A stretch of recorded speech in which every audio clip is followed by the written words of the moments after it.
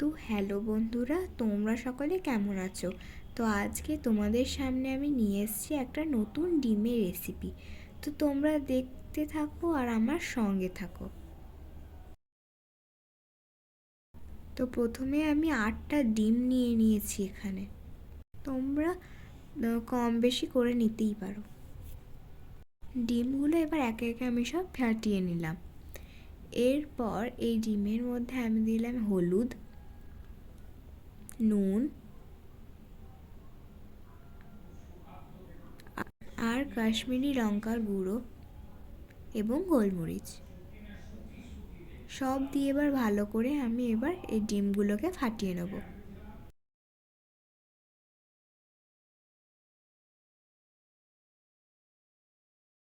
ডিমগুলো আমার খুব সুন্দর করে ফেটানো হয়ে গেছে।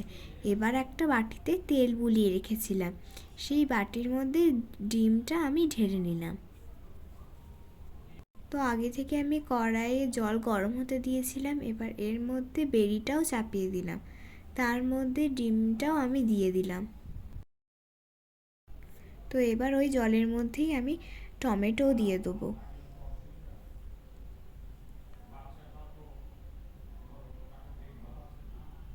এরপর পেঁয়াজও দিয়ে দেবো।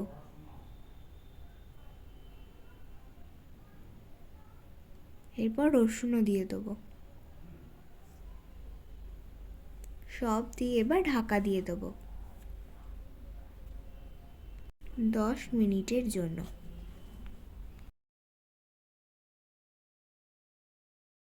10 মিনিট পর এবার ঢাকাটা আমি খুলবো। তো দেখতেই পাচ্ছ যে ডিমটা ভালো করে সেদ্ধ হয়ে গেছে আর বাকি সবজিগুলোও খুব ভালো করে সেদ্ধ হয়ে গেছে। তো তোমরা দেখতেও পাচ্ছ যে ডিমটাও কিন্তু খুব ভালো করে ফুলে গেছে। এবার একে একে কড়াই থেকে আমি সব কিছু নামিয়ে দেবো। এবার পেঁয়াজ, টমেটো, রসুনগুলোকে আমি একটা প্লেটের মধ্যে দিয়ে দেবো, আর ঠান্ডা হওয়ার পর আমি এগুলোকে বেটে নেব। আর জলটাও আমি কিন্তু রেখে দেবো, আমি ফেলবো না, পরে রান্নাতে কাজে লাগিয়ে দেবো। এবার ডিমটা আমি সাইড থেকে ছাড়িয়ে নিয়েছি আর উল্টো করে তোমাদের সাথে দেখাচ্ছি।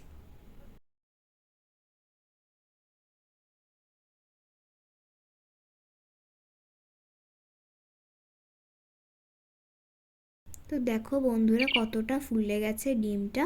তো আমি এবার চৌকো চৌকো করে কেটে তোমাদের সাথে দেখা করছি। আমি চৌকো চৌকো করে কেটে নিয়েছি, তোমরা চাইলে অনেক রকম ভাবেই কাটতে পারো। তো এবার একটা কড়াই নিয়ে নিয়েছি, এর মধ্যে এবার সর্ষের তেল নিয়ে নিয়েছি। তোমরা এটা সাদা তেলেও রান্না করতে পারো, কিন্তু আমি এখানে সর্ষের তেলেই রান্না করেছি। তেলটা গরম হলে এবার ডিমগুলো আমি একে একে ভেজে নেব। তো প্রতিটা ডিম আমি উল্টে পাল্টে ভেজে নেব।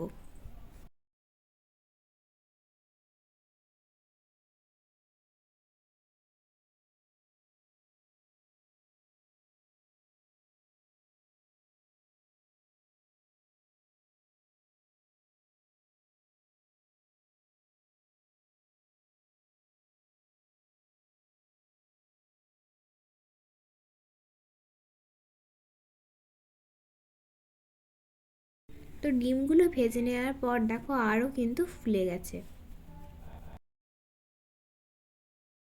সব ডিমগুলো এইভাবেই ভেজে নেব। তো এবার একটা মিক্সি জার নিয়ে নিয়েছি, এবার আমার সেদ্ধ করা টমেটো, পেঁয়াজ, রসুন এর মধ্যে দিয়ে দেবো।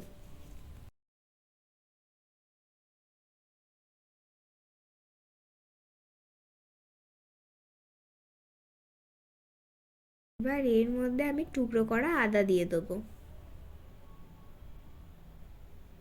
তারপরে 4টে কাঁচা লঙ্কাও দিয়ে দেবো। এরপর দিয়ে দেবো সামান্য চারমগজ। তারপর দিয়ে দেবো ধনেপাতা। এবার সব কিছু একসাথে বেটে নেব। আমার বাটাটা কিন্তু হয়ে গেছে। ওই তেলের মধ্যে এবার বেটে রাখা মশলাটা দিয়ে দেবো। এবার ওই মিক্সি জারে অল্প জল দিয়ে ওই জলটাও আমি দিয়ে দেবো, দিয়ে ভালো করে নাড়িয়ে দেবো।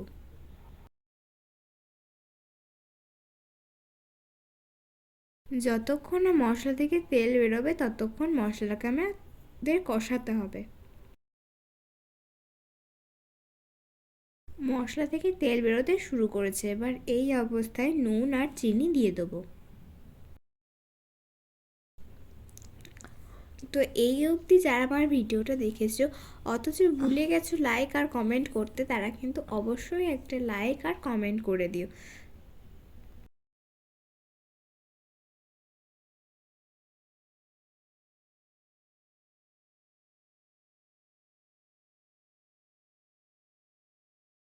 মশলাটা আমি খুব ভালো করে কষিয়ে নিয়েছি, এবার যে গরম জলটা আমি রেখে দিয়েছিলাম ওটা এর মধ্যে দিয়ে দিলাম। এবার আমি ঝোলটাকে ফুটতে দেব 5 মিনিটের জন্য।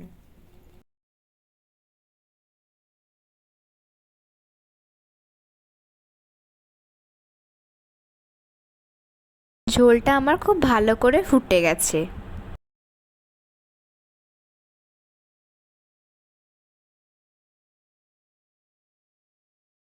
এবার এর মধ্যে আমি ডিমের বরফিগুলোকে দিয়ে দেবো।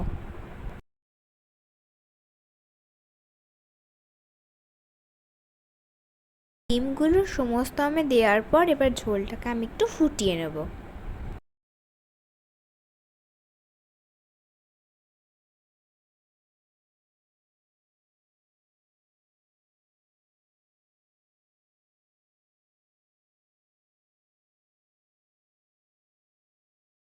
ডিমটা আমার অলমোস্ট ডান। এবার নামানোর আগে আমি শুধু একবার ওপর থেকে গরম মশলা ছিটিয়ে নেব। তারপর এর মধ্যে একটু ধনেপাতা দিয়ে দেবো।